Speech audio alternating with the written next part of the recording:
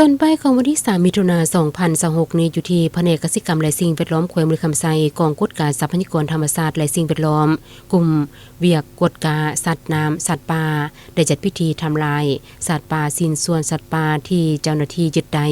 ให้เกียรติเข้าร่วมพิธีทำลายในครั้งนี้โดยมีท่านพันลอนเกียววิเศษห้องหัวหน้าแผนกกสิกรรมและสิ่งแวดล้อมแขวงมีบรรดาคณะกองกฎการป่าไม้พนักงานหลักแหล่งหน่วยงานที่เกี่ยวข้องเข้าร่วมในพิธีท่านผู้ประเสริฐอินทรีเสียงใหม่หัวหน้ากลุ่มกฎกาสัตว์น้ำสัตว์ป่าได้รายงานย่อเกี่ยวกับการติดตามกฎกาตัวจริงของเจ้าหน้าที่กองกฎกาทรัพยากรธรรมชาติและสิ่งแวดล้อมครั้งวันที่5พฤษภาคม2026และครั้งวันที่28พฤษภาคม2026อยู่เขตเมืองบริคันและเมืองปักกะดิ่งสามารถยึดสัตว์น้ำสัตว์ป่าคือเมืองปักกะดิ่งยึดแลนยังมีชีวิตจำนวน3ตัวน้ำหนัก 5.8 กิโลยึดสิ้นแลนแห้งน้ำหนัก 2.1 กิโลยึดสิ้นส่วนแลนน้ำหนัก 5.3 กิโลเมืองบริคันยึดแลนยังมีชีวิตจำนวน2ตัวน้ำหนัก 2.5 กิโลยึดเต่ายังมีชีวิตจำนวน2ตัวน้ำหนัก 1.6 กิโลยึดกระหอกตายจำนวน13ตัวน้ำหนัก 3.5 กิโลยึดสิ้นส่วนหมูป่า17 กิโลยึดเงินตายจำนวน3ตัวน้ำหนัก7กิโล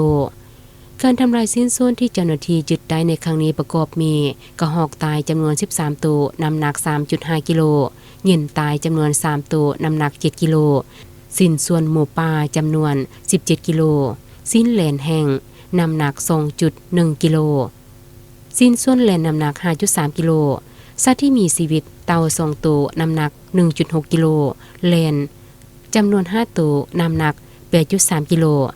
ไม่ได้นำไปปล่อยคืนสู่ธรรมชาติสำหรับผู้ค้าขายสัตว์ป่าแม่นได้สร้างบทบันทึกพร้อมทางศึกษาพรมโดยทรงหน้าภาคส่วนจัดสรรตลาดเพื่อเป็นหลักฐานดำเนินคดีตามระเบียบกฎหมายสัตว์ป่าฉบับเลขที่42/โซพโซ